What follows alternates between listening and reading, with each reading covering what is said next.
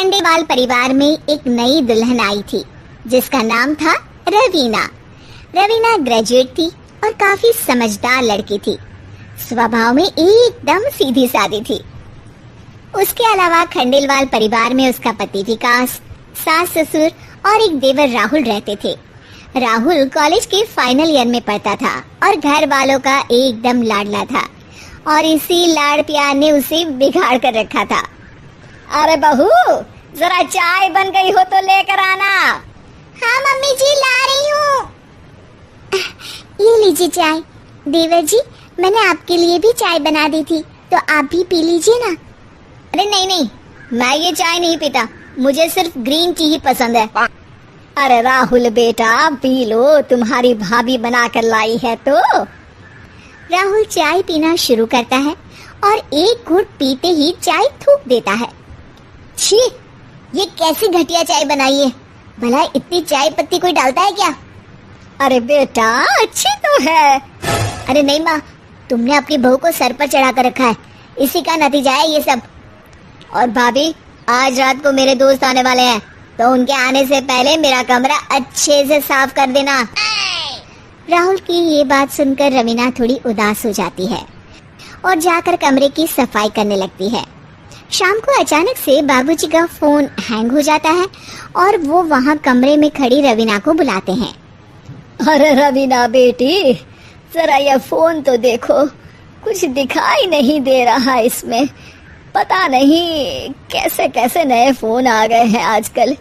लाइए पापा जी, मैं देख लेती हूँ। अरे भाभी, मुझे दे दो, ये स्मार्टफोन है, इसे समझने में और झाड़ू पोछा लगाने में बहुत अंतर होता है। और राहुल, भाभी को देखने दो, आखिर ग्रेजुएट पत्नी लाया हूँ मैं भी। अरे भैया, आजकल के डिजिटल जमाने में आप लोगों के पुराने टाइम की पढ़ाई का कोई मतलब नहीं है। आप भी रहने दो, मेरा काम मुझे ही करने दो। रात होते ही राहुल के दोस्त घर पर आते हैं।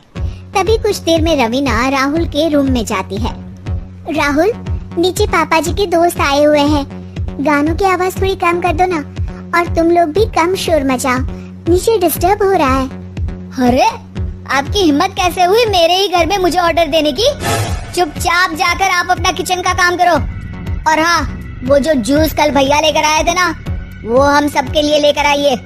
राहुल का रवीना के खिलाफ ये बर्ताव कई दिनों तक यूं ही चलता रहता है और एक दिन रवीना को गुस्सा आ जाता है और वो अपने पति और सास से कहती है, देवर जी मुझसे बिल्कुल अच्छे तरीके से बात नहीं करते।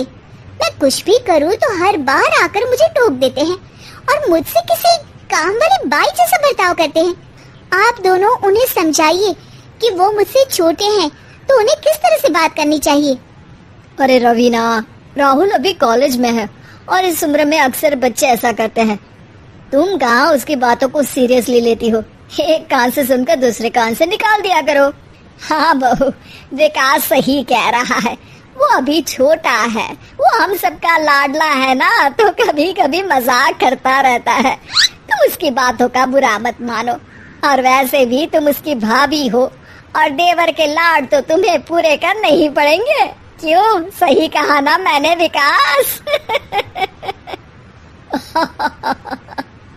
विकास और सासू माँ हंसने लगते हैं और रवीना मन ही मन गुस्सा होने लगती है और सोचने लगती है कि क्या किया जाए जिससे राहुल की अकल ठिकाने आ जाए और किसी को कोई तकलीफ भी ना हो, और वो वहाँ से चली जाती है। अगले दिन राहुल की ट्यूशन टीचर को देखकर उसे एक आइडिया आता है और वो टीचर के साथ मिलकर प्लान बनाती है कि किस तरह उन्हें राहुल को उसकी गलतियों के लिए सबके सामने डांटना है। राहुल, मैंने तुम्हें 2 चैप्टर्स के नोट्स बनाने के लिए कहा था, लेकिन तुमने एक ही चैप्टर का बनाया है। दिन पर दिन तुम्हारी पढ़ाई में तुम कमजोर होते जा रहे हो। ये बात राहुल के पापा सुन लेते हैं। अगले दिन टीचर फिर से राहुल को उसके भैया के सामने डांट लगाती है। तुमसे ज्यादा डफर बच्चा तो मैंने कभी नहीं देखा। घर वालों ने लाड़ कर करके बिगाड़ दिया है। ऐसा ही चलता रहा तो पता नहीं आगे क्या होगा। रवीना अब अगले दिन राहुल के लिए बड़ी पनिशमेंट की तैयारी करती है और अगले दिन फिर टीचर राहुल को सबके सामने डांटने लगती है। अब तो मैं तुम्हें फेल कर दूंगी एग्जाम में राहुल। ये सब क्या लिखा है तुमने कॉपी में? जाओ उधर जाकर मुर्गा बन जाओ। अरे नहीं नहीं, मैं मुर्गा नहीं बनूंगा। आप ऐसे मेरी इंसल्ट नहीं कर सकती। देखा राहुल, तुम अपने घर वालों के सामने अपनी इंसल्ट भी नहीं सह पा रहे हो और अपनी भाभी को, जो कि तुमसे उम्र में भी बड़ी है, उन्हें सबके सामने बार बार इंसल्ट करते रहते हो। सोचो उन्हें कैसा लगता होगा। और हाँ, अब भी वक्त है, सुधर जाओ, वरना किसी दिन स्कूल में पूरी क्लास के सामने मुर्गा बनाऊंगी। फिर सोचो कैसा लगेगा तुम्हें। राहुल अंदर ही अंदर अपने बर्ताव के लिए शर्मिंदा महसूस करता है और वो सबके सामने रवीना से माफी मांगता है।